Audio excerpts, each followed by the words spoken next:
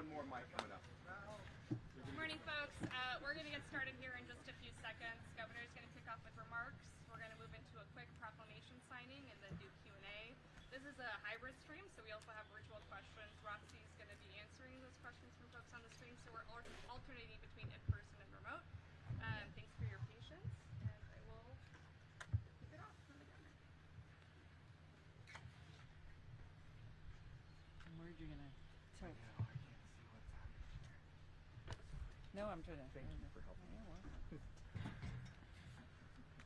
Oh, because you know they tape theirs. Oh. Tape for you. Look at that. Thank you so much. Fancy.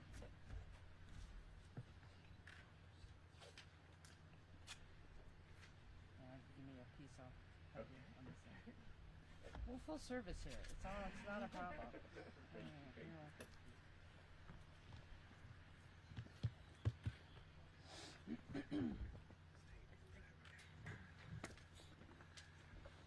Got everybody? All right.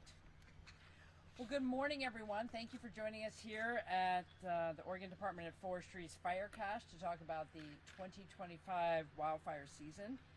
First, I'm going to start off with some gratitude and some thanks for the folks who really do the work here in Oregon and folks who are with me here today. We have a lot of agency leadership who briefed me and who are here if you have some questions. We have the State Fire Marshal, Ruiz Temple. We have State Forester Skinner, Directors McMahon, Moser, Felden, and our Adjutant General Grunwald is here. And for all of the agencies across the state, I want to thank them for their leadership and coordination to ensure Oregon's preparedness for the coming wildfire season. We keep Oregonians safe because they work very, very hard, so I want to thank them. The location for today's press conference is symbolic and it is also intentional. Thousands of wildland firefighters respond to massive fires every season, and they are recognized wherever they deploy. Today I'm visiting the largest of the many fire caches in our state, which are less visible but equally important for the firefight. As you might not know, a fire cache is a place like this. It's a location, it's a warehouse, it's a supply for all the fire tools and equipment that are for exclusive use in fire suppression. And this one is a 24-hour fire cache during the season. These fire caches provide our first responders with the critical resources they need beyond the first 24 hours of being deployed, including additional hoses, pumps, and fire tools, along with the necessary supporting infrastructure such as mobile kitchens, communication units, showers, and generators to power the fire camps when thousands of firefighters are deployed to large wildfires across the state. On my tour, I learned that our fire camps start off with 1,200, 1,500 firefighters. These are not small places, and you need to have them set up in a very short time. So I got my tour this morning here at the Oregon Department of Forestry's Fire Cache, and super impressed by the organization and the supplies that are here and the professionalism and the history of these caches and what they have meant to keeping Oregon safe. The professionalism, the dedication, it is truly impressive, and our state employees do a great job every day. This is all year round, getting ready to be ready for fire season. What happens here year round is the rehabilitation of equipment and mobile equipment in-house, cleaning fire hoses, getting everything ready for season. They're restocking the fire tools and readying the supplies necessary to support Oregon's incident management teams who respond to our most complex fires. So we send out our incident command teams, our management teams, and they are supplied by places like this. I also want to emphasize the teamwork that goes into being ready and being responsive during fire season. We have a strong relationship with the Department of Corrections and the adults in custody there. For example, there was an AIC crew just out of the South Fork Fire Cache doing the refurbishing, the organizing of the fire supplies, looking at all that equipment so it is ready. And we also know that our AICs will come out and help in certain disaster situations. This is an all hands on deck, and I want to say thank you to the Department of Corrections for their partnership. So these fire caches, like the one here, operate day and night, whenever and wherever needed, ensuring the logistics behind the on-the-ground wildfire response. It looks seamless, but there is a lot of work in the background. At our peak fire days in 2024, these fire caches supported over 10,000 firefighters deployed in Oregon. So we all know that every year we are grappling with hotter, drier conditions. Last summer's devastating wildfire season called for sacrifice, courage, and cooperation for everyone involved. The 2024 fires resulted in 17 conflagrations, nearly 2 million acres burned, and over 500 critical fire personnel were deployed from other states and other countries to assist, coming as far from Canada and other places. Our rural protective fire associations in Eastern Oregon, our ranchers in Eastern Oregon lost millions of dollars worth of fencing, feed, and access to other critical resources for their livestock. And they were also on the ground doing their volunteer work. It was an all hands on deck approach to protect life, property, and frankly, what we hold dear here in Oregon. As always, we apply the lessons from previous years to make sure we are better prepared every year to deal with our response and our recovery. And that's what we're looking to do. We're prioritizing readiness, coordination, risk mitigation, and a comprehensive statewide approach. In addition to the fire cache tour that I took, I had my annual wildfire readiness briefing from the agencies that are here today, and I want to share a few thoughts from that briefing about the upcoming season. We have some subject matter experts here if you have any particular questions when we get to the Q&A. Record-setting wildfire seasons across the West are getting longer and more devastating. What we know to be an average fire season has very long passed. Oregon received a considerable amount of moisture throughout this past winter, and our state is benefiting from a strong snowpack in the high country. However, this will also result in a lot of vegetation and vegetation growth across the state, and that presents additional fire risk as that vegetation dries. Experts are predicting a hotter and drier summer than in years past. By July and August, we will experience above average severity that will culminate in September and October as we reach peak fire danger. In summary, we are preparing for what is likely to be even more aggressive and increasingly difficult to control wildfire season this year. And as I've stated before, this is about teamwork and partnership. It's essential that our federal partners, including the U.S. Forest Service and the Bureau of Land Management, continue engaging aggressively in Oregon's wildfire readiness and response. In preparing for this year's wildfire season, state agencies are increasing the state's capacity through legislatively supported funding, such as the Fire Marshal's upstaffing grants, providing robust training to our responders, and working together to apply lessons learned from seasons past. Projects are underway across Oregon through Community Wildfire Risk Reduction Grant funding. OFSM and its partners have completed nearly 4,500 defensible space assessments. These assessments are critical to give home and property owners the knowledge to give them added protection against wildfire. And I want to put a finer point on that as we get into the last topic of prevention.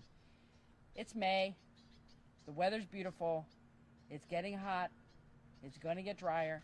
This is the month when our homeowners and property owners need to be thinking about preparing and protecting their property as best they can for the upcoming wildfire season. Preparedness is going to help us reduce damage and cost and impact on our communities, and now is the time to do that. And what I want to say to Oregonians as well, we have a long history of doing this here. We learn every fire season how to protect our communities. This is all of us doing it together. And what I love about Oregon is I think people get that. They know they need to do their part. And so as we talk about prevention and we talk about protecting our properties and our communities, this is the time to be thinking about that. And my role as governor and the role of the state is to be an ally in doing this work and giving information to those communities. And we have a great team on the ground here in Oregon. We are blessed with, I think, the best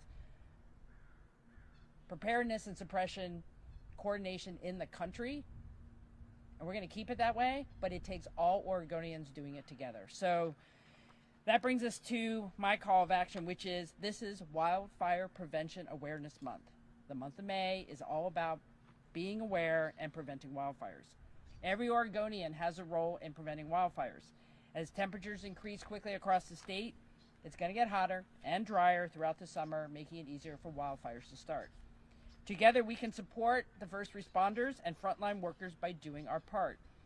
Smokey the Bear puts it well: drown the campfire, stir the ashes, and drown it again until it's cool to the touch. Every Oregonian needs to know the fire danger level where they live, and please follow the rules and the notices when you get them when the fire danger is happening in your community. Make sure your cars and your equipment are as best functioning as they can be, so there are no sparks from your equipment, because they will start fires. And please don't let your tow chains drag while you're driving. I don't think people realize the sparks from dragging those chains can cause fire along the roadside, and that's really a terrible thing. So let's do everything we can to keep Oregon's lives, land, and property safe while enjoying the beautiful outdoors this summer.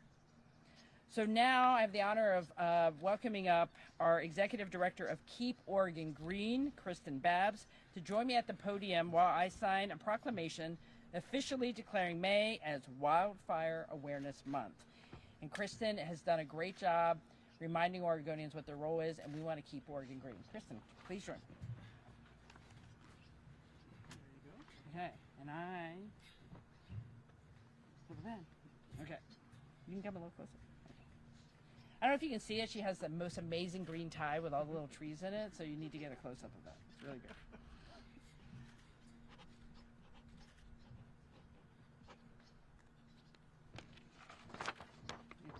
This way? Yeah. Okay. Oh, no. Okay. Beautiful. Thank you. All right. Thank you very much. Okay. And with that, we're going to open it up to questions. Take some Q&A. This is a hybrid press conference. We're going to stick with in person and remote. Let's start with in person. Who's got a question for the governor? You mentioned learning from past wildfire seasons. We know that last year was unprecedented in the acreage. What lessons specifically did you learn that you're taking into this season? That's a great question. I'm going to leave it to the experts. How about Mariana and then Kyle? Sure. And Yeah. introduce yourselves. Mariana Reese-Temple, I serve as the Oregon State Fire Marshal. It's a really great question. Part of the DNA of fire service is to continually learn. And as you know, that was our record year for Oregon. I think a few of the takeaways that we learned is that it does take all hands and complete coordination to tackle the kinds of fires that we're seeing, specifically on the east side. Kyle might come up here in a little bit, but those rangeland fires were the first that we've seen, I think he said, in 10 years, kind of for those types of fires. Oregon experienced 6 mega fires. As the governor said, 17 conflagrations, 1.9 million acres burned. And so having those conversations early on, having the cooperation from other states, our compacts and agreements that allow us to bring firefighters from other states in is imperative.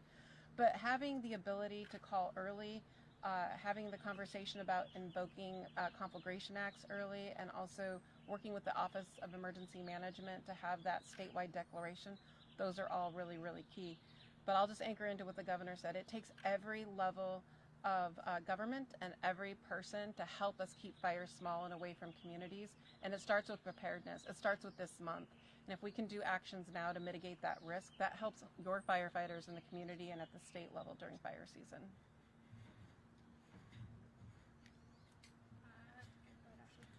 I'm Ashley from Lookout Eugene Springfield. What steps are officials taking to pre-position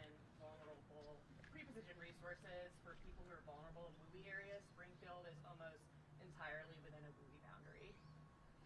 Yeah, and one of the agencies that we have here, and I appreciate the question, because in addition to everybody getting to a community to fight a fire, we also talk about how we serve the most vulnerable on the ground.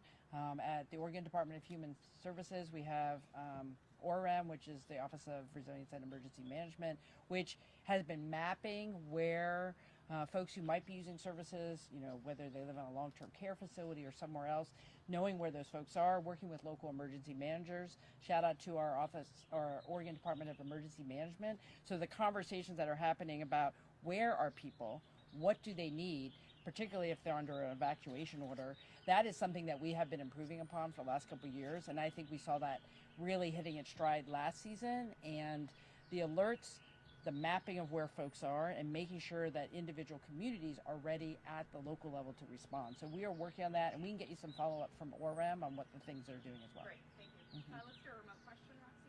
All right, I've got a question from Noticias Noroeste.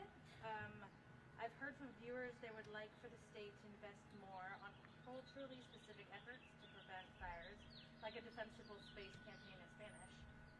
For example, what resources does Oregon have to educate minority groups in fire prevention efforts?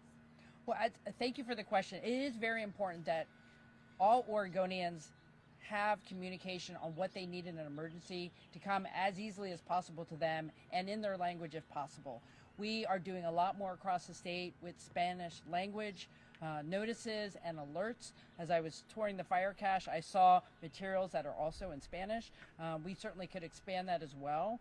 And our alert system is focusing on that, and I don't know if emergency management would like to answer that a little more. We'll follow up with you on that. But at the end of the day, people need to sign up. We are trying to make sure that the alert systems are in multiple language, at least in Spanish to begin with. Please sign up. Please sign up for those alerts. Those are the primary way of knowing if something is happening and you have to evacuate and being prepared. Can I give you my little mic for the virtual folks? Oh, yeah. How is the state preparing for a potential short staff on the federal side of firefighting? Are we going to have to fill in and help with firefighting on the federal side of things, on federal land? You want to talk about the federal land? So here's what I received in my briefing about staffing. We are on track here in Oregon to hire up for our fire season because we do have seasonal employees, and we're doing everything we can to be prepared. As are our federal partners. They are also hiring up for what they need as well. And the consistency across the region in terms of our partnerships is solid. And we're not anticipating any reduction in the staff that are needed at this coming fire season. But I don't know if you want to say anything else, Kyle. Certainly can. Afternoon, everybody. Again, Kyle Williams, Deputy Director of Fire Operations for the Department of Forestry. So yes, we are preparing for fire season as we would any year, anticipating that we're going to rely on those relationships, partnerships that Chief Ruiz Temple mentioned. The primary fire positions at our federal partners, they're anticipating being able to hire all of those folks. What might not show up on the fire line is still yet to be determined. But we're going to be as prepared as possible and then engage other states through our compact partners, other provinces. We have access to support throughout the country that we can bring in if we do end up needing it. You mentioned we have great partnerships with other states, but you also mentioned last year we were pretty reliant on Canadian firefighters.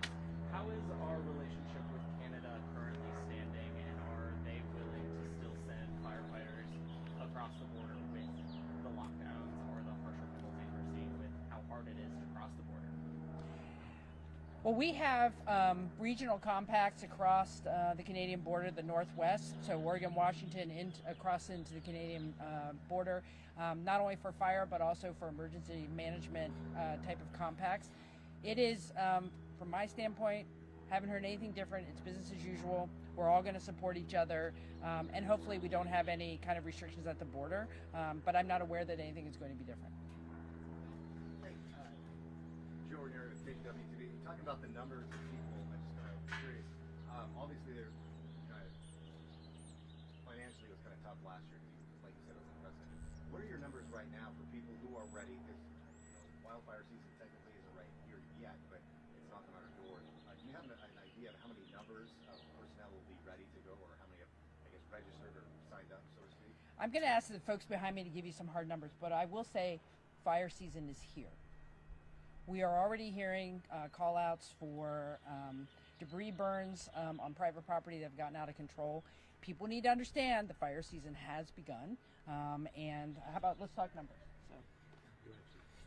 Yeah, I would just start by saying the Oregon Fire Mutual Aid System, which really is the firefighters that are in your communities and respond when we see conflagrations invoked.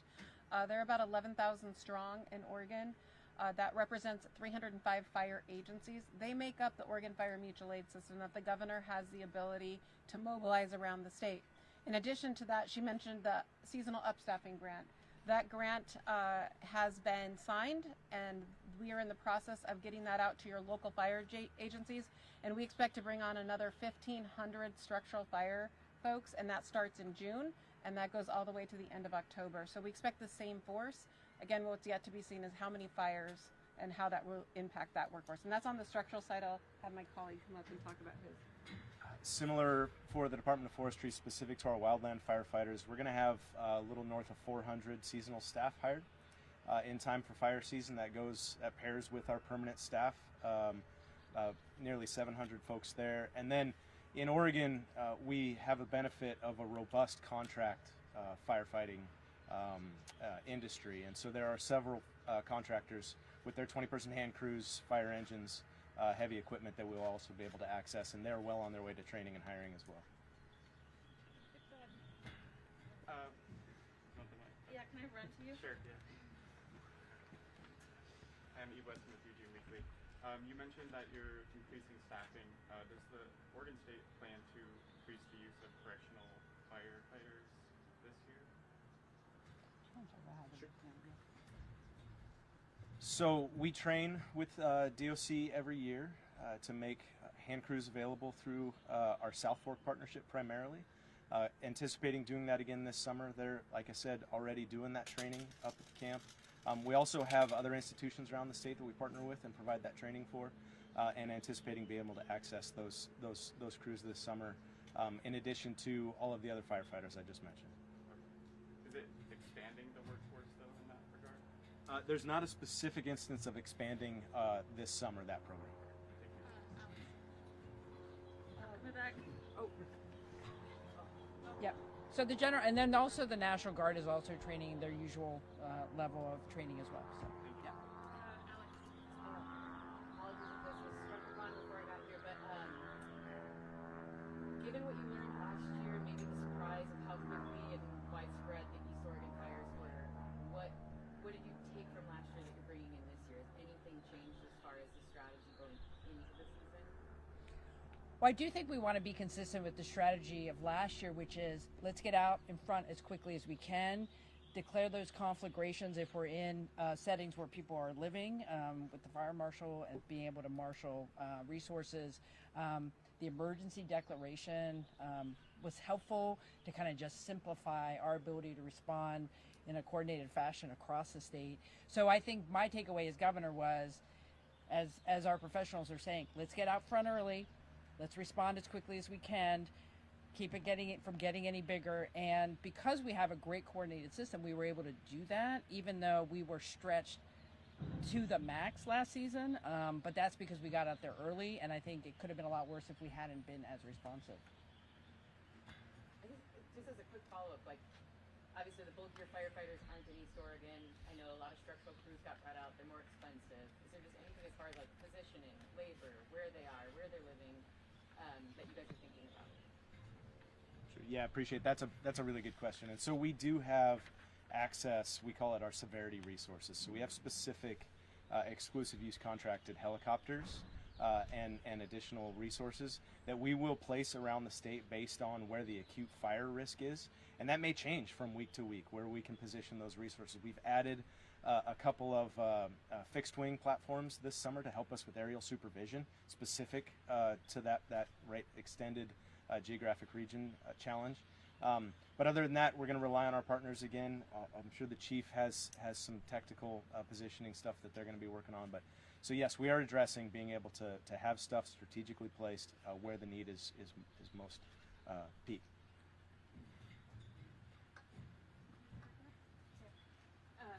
You mentioned mapping, helping with resources. Is the mapping you're using different than the wildfire hazard map that's on track for repeal?